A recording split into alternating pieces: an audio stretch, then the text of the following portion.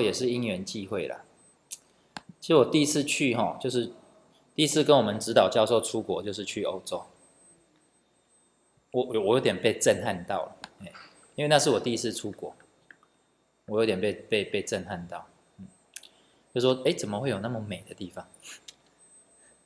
我也讲不出所以然，就是多年这样下来然后我现在讲的事情是20年前的事情，20年前那时候开始跑。好，我们回到刚刚投影片然后再把各位带过来。所以刚刚讲到包Bauhaus嘛，这个东西这种整个几何建筑的结构啊，到了这个世纪末的时候，事实上就有人开始在进行最早是德国的一票教授，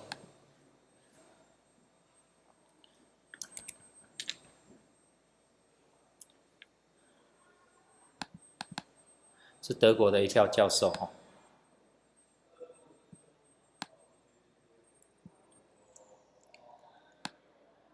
这个叫Bauhaus，Bauhaus，这是德文你现在看到这是德文 Bauhaus，这就是最早起来的地方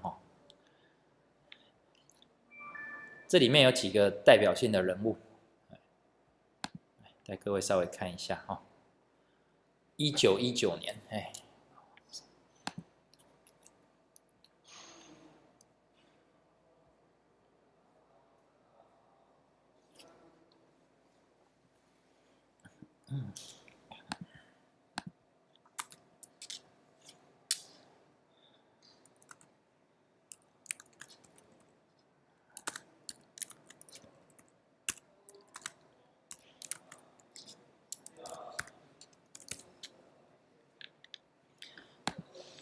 包豪斯，你看我们翻起来蛮好笑，就是包豪斯，对，包豪斯是那它是一所德国的艺术跟建筑学校它有几个代表人物了这个学校对现代建筑学有深远影响，就是几何线条这几个代表性人物这就是来各位看一下由建筑师沃尔特格勒佩斯在1919年时创立于德国威马，学校经历3个时期3任校长沃尔特格罗佩斯汉纳士梅耶以及密斯凡德罗那最后在1933年关闭，这中间总共经过了14年经过了14年那他们这个建筑里面很重要的就是它涵盖到近代的艺术、工业设计、平面设计上开发，具有很显著的影响。什么影响？就是我刚刚看到你，来，我们再回来看刚刚那个。现在之后没有在营业了。没有，可是它已经成为一种风气啦，无所谓啦。它已经带动一个风潮了。你没关掉也没关系因为这已经流行到各国去了。你看，所以你再去看刚刚米罗的画、毕卡索的画，你有没有感觉什么？它其实是有很多几何图形建构起来的，有没有看到？包豪斯风格，对，是不是跟米罗的画很像？没错，它其实有很多几何线条图形建构起来的，这就是所谓典型的包豪斯风格。在设计上来讲，对。那如果用在实际的产品，你看就是这种调调，还是可以把它打造出来蛮酷的对，茶壶，还有在服装上的设计也有，我们再看一下所以你看设计师很有趣他只要会设计一个东西其实所有的东西都跑到德国去了。比如说我用 Bauhaus 这个字，然后再搜寻Fashion FA， 对，这就是服装产业。你看，这就是他们服装的风格，Bauhaus 风格，就几何线条，你注意看，对，就是几何线条。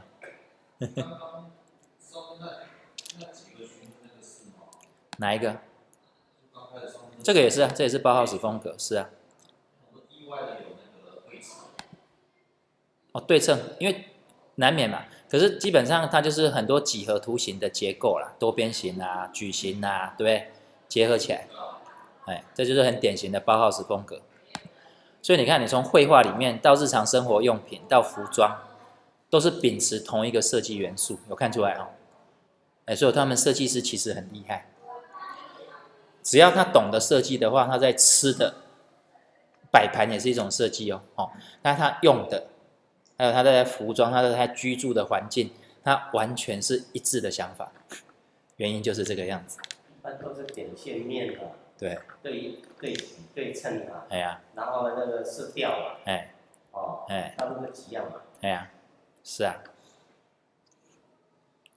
所以这就有趣的地方哦。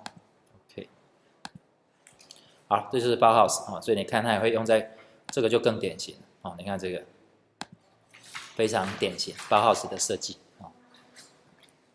所以虽然它经过14年之后学校被纳粹关掉了，可是没差，因为它这个里面已经教育出很多学生出来，那这些想法就流传到世界各地了。现在西方，现在欧洲，后来到美国，然后到亚洲，很多人就知道原来是这个调就是这种东西。好，那我再给各位看，同样这个设计那你看也可以用在自行车，很有趣 ，bike。你看，这就是典型Bauhaus自行车的调调，就这样，看得出来对，就这种调调。啊？避震好，这我就不知道了。这是Bauhaus，这很典型Bauhaus风格。那这也很有名它有一张椅子叫瓦西里椅，这位再看，在家具也有就这张椅子这张椅子被改造过了，前面这张是瓦西里椅。后面是他把自行车结合在一起，就变成很奇怪的东西他把两个并在一起。对，这张就是瓦西里，前面这张。所以他两个东西把它combine在一起，变成一个新产品。所以他这边可以骑一个人，这边还可以坐一个人。对，这是2人坐的，这都是设计师的奇思幻想所以Bauhaus。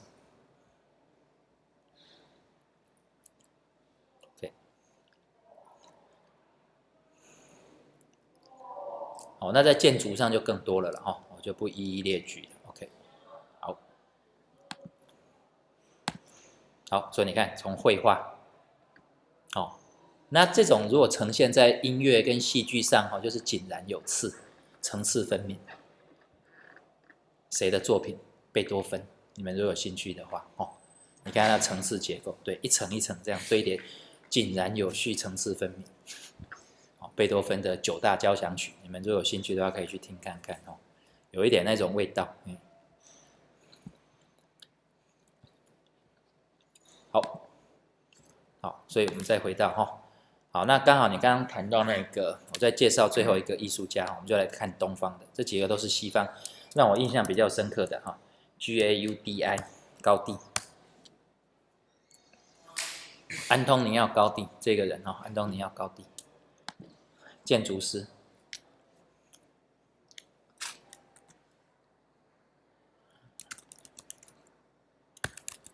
因为我刚好那时候有机会有去看过他的东西，尤其是圣家堂，那边建筑真是要命。安东尼奥高第，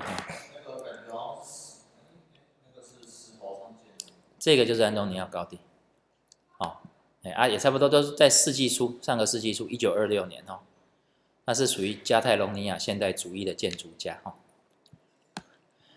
那台中歌剧院对不对？你说讲到高第的作品就是非常有特色，就是你注意他的作品没有一个直线，超难盖的，超难盖的。所以对现在的建筑师来讲，它是一个非常具有挑战性的作品。这个圣家堂，这家，这圣家堂。这就是圣家堂。我有进去过，你看像这种建筑对现在的建筑工程来讲是一个挑战，因为它没有直线，直线的比较好盖，对不对？像刚刚Bauhaus那种建筑，规规矩矩的比较好盖。你看西班牙这种又是另外一种，完全没有一个直线。是啊，所以你知道这一栋已经盖了多少年了吗？你要不要猜看看？你知道这已经盖了多少年，在盖这栋东西吗？3个世纪多。所以有时候我讲到这边都很喜欢。对，它的设计图大概在300年前就有了。讲到这一点有时候我就很想，这也是高第的作品，另外一个讲到这一点，有时候我就很想说，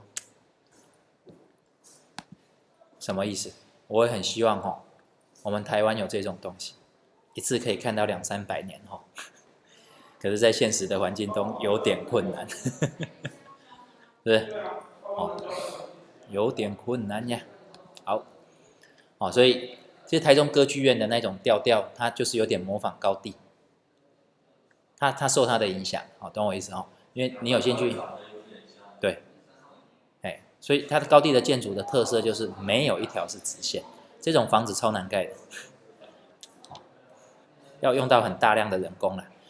可是我一直在想现在有3D 列印机，会不会有一天对只用已经有这种东西了。大陆那边是可以直接把3D 列印用水泥印出来，已经有这种东西了，配合天车结构，我有看过，它是把房子印出来的。当然前提是你这边不要地震。那好像有地基没有。好，接下来我们看东方东方其实也类似啦好，我们一样从比较早期这样看过来春秋战国、唐宋元明清近代，还有一些日本艺术。你看，这是春秋战国时候的，这就很像武功秘籍它其实是一个健身操啦，它是一个健身操。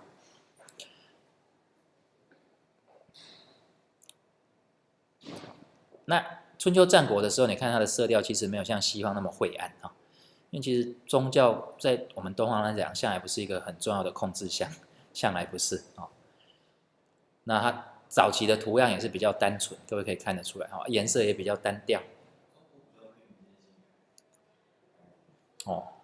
所以东西方都一样。我们去国外是看那个教堂，其实西方人来这边，我喜欢带他去看我们的庙，他很喜欢看我们的庙。我让他带他进去看我们里面那些神像啊，一些雕梁画栋，他也很喜欢看这个。然后跟他介绍那个历史。唐宋元明各位你看，这时候色彩稍微鲜艳一点，水墨画，对不对？稍微鲜艳一点，稍微有一点立体的感觉，有一点层次感比较有了。远近你注意看，他们开始也一样。可是你看，它其实并没有说。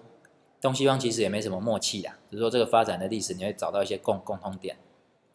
好，再来清末跟明初，这就更明显了。你看，他为了强调这个山的远近你可以看他用色的方式，这边用的很重，这边用的很淡，水墨越后面越淡。对，所以我说像那水墨很厉害，就是尤其他只有用灰黑白不同灰色色调去呈现出瀑布，去呈现出雪。去呈现出一种苍凉的感觉，那个我觉得真的很厉害。西方还有彩色，对不对？对，他最后用单色去弄那么多层次，真的不少数一些颜色，让人看得出来。是啊，好。那等到清末跟明初这个时间在闭关前，其实就是我们有闭关自守的一段时间其实跟西方已经有所交流了，已经有开始受到西方的一点影响。然后同样我们这些东西有去影响西方，像这些 China 的东西，所以后来西方也出现了很多高档的瓷器，他们自己的品牌高档的瓷器去研发。然后我们绘画里面也受到西方的一些影响，什么影响呢？西方的3D 立体结构的影响，慢慢有进到东方里面，对，比例远近就开始有影响到我们东方的绘画。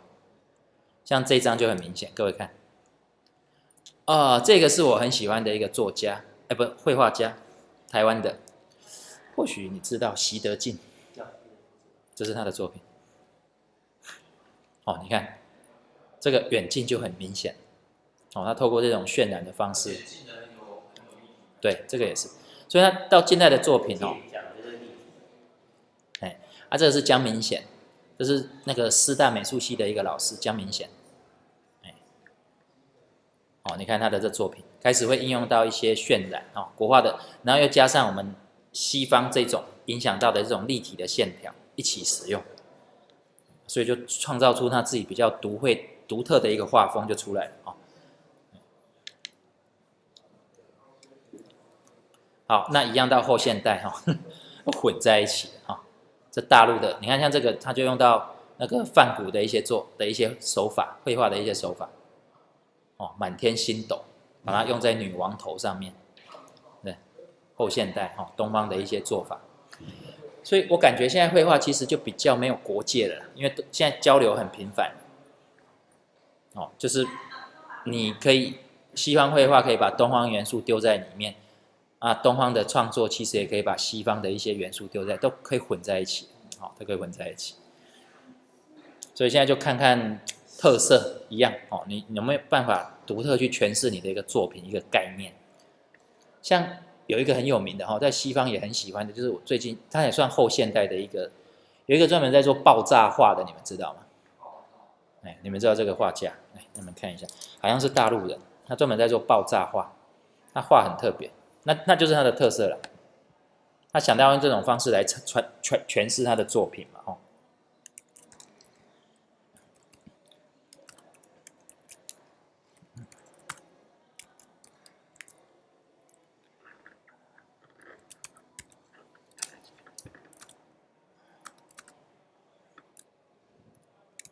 艺术，它是一个艺术，爆炸艺术。哦，蔡国强，就这个人，蔡国强，哎，这个人哦，对，他的画就有点像这种调调，这种，就有点像这种调调，对，哎，你把它打那个玉泉，玉泉，土字旁，台湾的那个币，然后有玉泉，体育的玉旁边加一个土，玉，体育的玉旁边加一个土，泉，土一个土，还有一个玉，那个玉，一个土在一个玉，一个土一个玉那个玉，等一下，玉，不是那个玉，在体育的玉旁边有个土那个玉。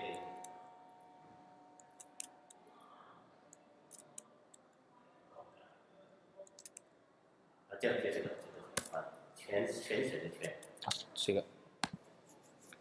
然后你看。哦，有一点，对，有点类似这种调调，对，有一点。它的画风几乎都是动物的，对，有一点这种调调，对。哦。你看，哦，这又是另外一种去诠释物体的一个观点哦，所以你就看到，对，就类似，对，哎，蔡国强他是直接用火药去爆炸，哎，他去呈现出抽象的美感，哎，类似，这应该是用画的啦，这应该不是用火药去，哦，他用画的，这应该用画的，蛮有特色的，哎，蛮有特色，那这画蛮有特色的。哦，所以在艺术界里面就是要有特色啦，要有个人风格哦。而前面那么多大师的前提下，有趣哦。好，那我们再来看蔡国强，他是直接用火药爆炸的。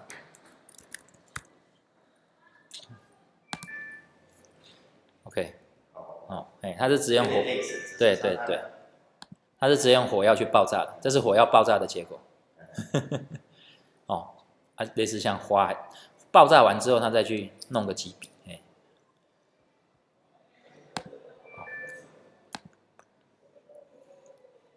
哦，这个也是，哎，是双人舞，哦，是先炸过出来，对，就是涂黑色涂完，然后炸完之后在旁边再填一些东西，是，哎，所以炸出来的东西就有点抽象。不同的表达方式，这个我记得好像是大陆人。OK， 好。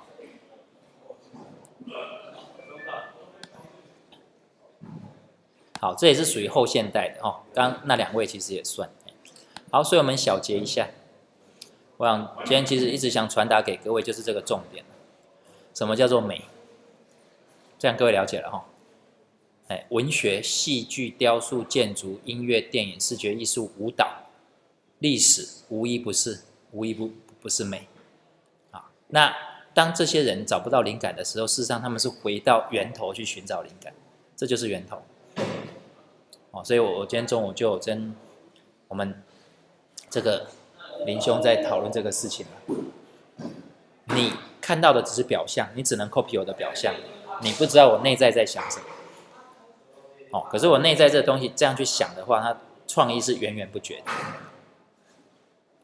哦啊，不然你只能 copy 到我的表象。哦，只能 copy 到我的表象。好，哦啊，这是一些设计风格哈、哦，这比较没有什么，我想这边就不聊哈、哦。好，那接着呢，最后哈、哦，我跟大家分享一下哈、哦，我想大概花个10分钟跟各位分享一下。那我们今天课程先到这里。我接下来分享这个就是几年前哈、我去中国大陆他们的一些设计作品，好，我们可以看一下。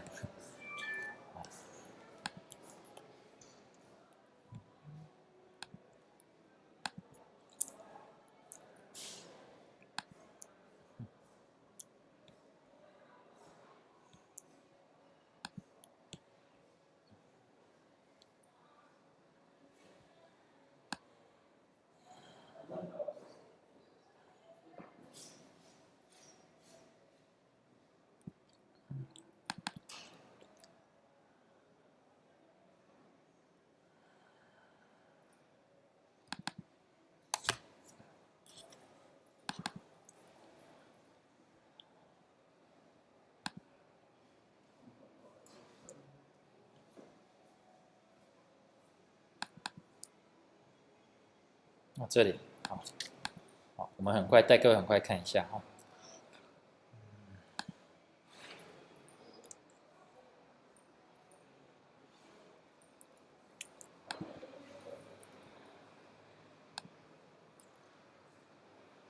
新形势下工业设计产学研探索哈，这是大陆的西北工业大学，这间也是好学校，哦，这间学校也是不错的。我觉得那时候被他刺激到，因为我看到我自己也吓一跳，我没想到他们会有这种想法。他们的想法其实是想要结合设计跟工程，可是他们是用很暴力的方式把两个这东西结合在一起，所以到最后到底有没有做出一些什么东西，我也很好奇哦。我们就讲一些重点就好。他们那时候讲这一点是深得我心啊，我是觉得，他说一个好的东西其实是软体跟硬体的整合，这句话讲的完全一点都没错。哦，所以他举个例子是 iPhone， 他有观察到这一点哦。所以呢，你设计出来的东西，它其实是有考虑到市场面哦。就是我为什么分享这个案子哦，它跟一般的设计的思考有点不太一样，它有思考到市场面。哦，大陆人很实际啊，对，我设计出来的东西一定是要卖钱的嘛。所以怎样？好看、好卖、好用、好回收，这4个重点。超现实，对啊，你感受一下哈。好，这是他们学校哈怎么去，所以它工业设计里面有3个去支撑它这个东西：产品设计、设计管理跟市场营销，哦，都是很现实面的。可是啊，像他这样现实下去做，其实是有一块比较会弱了。就我讲的话，他们可能比较没有时间，因为他们还经过文革，文革几乎把中国的传统文化都破坏掉。所以你这时候怎么回去找灵感？这是一个很有趣的问题。哦，反而我觉得我们这边还保存的比较完整。他们连岳飞粉连孙中山的粉都破坏掉了，都破坏掉了。孙中山的尸体不见，真的不见了。真的不见了。你那个中山的那个哈，他放的只剩一搬走。好，那时候我被他刺激到，是他自己在做的东西，我真的有点吓到。哦，他们做的，我们来看他做什么研究成果哦，这比较重要。来，你看第一个，这看起来那种界面还是有点怂啊，不可否认。哦，可是他们自己在开始撰写软体，做一些色彩设计的管理哦。像这个人因工程，对，人因工程，人因工程哈，人因工程，这个很明显嘛哈，人因工程，你的座椅曲线好不好做？那像这边就是你们上 SolidWorks、ANSYS 不是在分析结构，有没有？就这一套东西嘛，哦，这套东西。好，那如果接着我们在服装色彩设计方面，他们可以做什么？透过这些图案，它有什么灵感？它现在是直接把它丢到这个衣服上是这样，然后说从这一点到这一点，其实我觉得还有很大的进步空间，对不对？那图案是这样用的，直接 copy 过来就贴上去。哦，那我的意思说为什么呢？我的意思说你一定要回到它文化的底层。那当初为什么会设计这种东西？目的是做什么？是不是？哦，我才会有更不一样的想法。一定要回归到历史，一定要哦，要再更深。而历史要是被破坏掉，我就不知道了啊，我就很难去解释为什么了。你才会不是说只是图案贴过来，这是最简单的应用哦。哦，你看像他这样设计服装哦。好，那再来呢？再来就他们设计一些工业产品，这一块是让我那时候有点吓到。他们设计什么工业产品呢？就是哦，他们进步真的很快。然后这东西真的是学校在学校里面做的哦，他们真的在做车，造车哦，是真的造车哦。好，比如说我们就看一些案例了哈。第一个卡车，哦，那时候最近他们的造车能力有进步了。那时候是外形它会做得很像，可是结构不太行。结构就是当撞下去之后，那个力哦，可能会影响到你乘坐的安全。那一块他们那时候还不太行。那最近我听到一个消息，让我更讶异，也吓到了哈。他们已经有车子已经通过去欧洲去做实际测试，已经有通过5颗星的检验了。有表示他们结构有进步了。哦，所以，已经有了，他们大陆已经有车有通过检验了。哦，航空母舰都可以建的哦，可以造。那你看消防车这在学校里面设计的哦。他的目标要做6台。哎呀，6台。哎呀，你看。大家一台现在可以用。这好像对啊，他在学校里面做的啊。那时候邓老师有跟我一起去。邓老师有跟我一起去。这是模型，这不是真的哈。这是模型。再来一些军用特种车，他们学校也做啊。油罐车也做啊。我就说他们学校什么都做了，只要能够赚钱的，我的感觉是这样，厉害。就是他那时候那种精神有点吓到我哦，真的是太可怕了。所以回来之后我就被刺激到了，我一直把我们的现在公共的还有绿色的这个一直在做翻转哦。他们那边如果说像湾大同区哦，他们那学生上课，你没有看到一个人在玩手机，没有人在玩手机哈，而且也没有听到叮咚上课时候有叮咚，他们没有。OK， 好，那这个是空间设计哦，这空间设计，好，那还有呢？你看这个农用车的设计，听说这个卖到美国去卖的不错哦，所以你看到是英文的说明哦，农用车的设计，好，所以他们真的很实际，真的很实际，能够赚钱最重要哦。这作品我相信在设计上都，那这个他本来要学那个嘛单轮的哦，因为工程技术还不到，所以就做成这个样子，怪怪的哦。后轮在拖摩托车，看起来比较摩托车啦。这个他其实想做单轮，就柴油发电机哦。他其实就是造型的部分可以留意，他其实他已经有在思考这个问题了，造型的部分。他们人口多哦，人才就多。对。他们运用他的人才来做很快。对。我们台湾人口少，然后人才也不多，然后一些人才他又受到环境上的影响，他的设计的那个兴趣是不高。你讲的没错，你讲的没错。这个是陕西的那种陶艺哦，对哦。那透过这些他们就去发想，一样啦。这个发想我觉得现在都还太 low 了，还有改善空间，就他只看到图案而已。图案他就直接怎么样，就把它弄过来，就这样。纯粹弄过去了。那我在说，你一定要去了解它的历史啦。当初他为什么要设计这种图案？他目的是做什么？你从那边去想，你才会有比较不一样的想法，而不是说把图案直接扣过来。像我的做法的话，我现在随便讲一个点子。我看到这个鱼，其实我就有灵感，我会把它做成一个灯具，而不是鞋子。可以把它做成餐具啊。也可以啊。你看，这就是他们的好处，就是它古董多了坏处可能是历史这边有点中断。你看这也是文创商品，有没有？这个小小的很可爱。好，这就是我们的公仔嘛这是太师椅这个就把这个秦俑变成这样胡椒罐随身碟，开瓶器啊，我相信我们的 design 绝对可以比它强，因为我们有比较深层的一些 culture 的东西。你有感觉到了哈？对，你有感觉到，所以你会觉得比较粗啦，但跟我的它抽它怂，你会有那种感觉，有点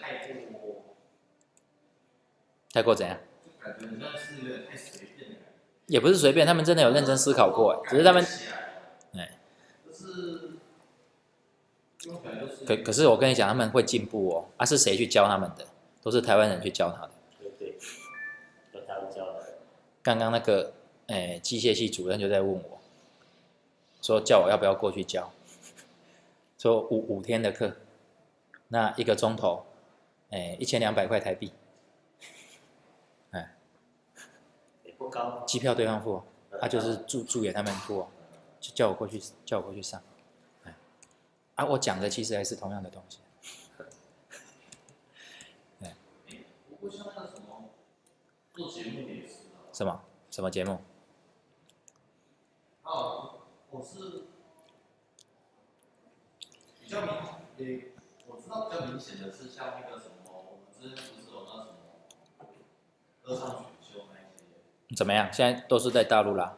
没有而且大陆做的还比台湾好。当然，那一起砸那么多钱，开玩笑，那一起砸那么多钱。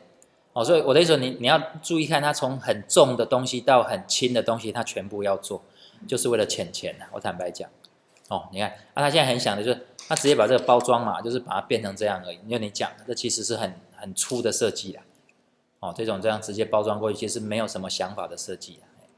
可是我说他们会进步，谁在教他们？就是我们在教他们。好，跟各位分享到这里哈。你看，这都有大陆的专利型号了，杨贵妃。那从这边就想到这样，对，就这样。跟那个应该是同一家吧？对了，跟兵马俑看起来是同一家，看起来是同一家。好，我们今天的课程呢，就先到这边哦。那下一次来的话我们就从设计这边再往下继续谈你们大概已经开始有点概念了。那我们就要教一些设计的手法，重点就开始来谈一些手法。好，怎么样？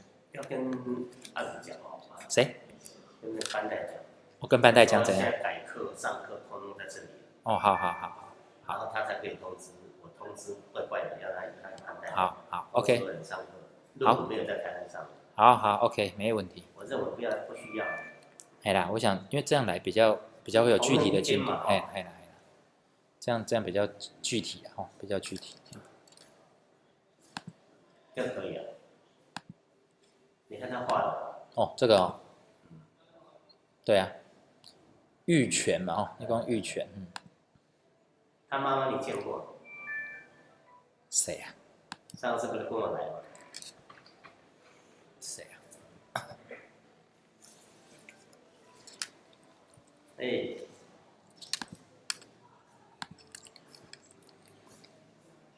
什么电话差了就，你的电话呀？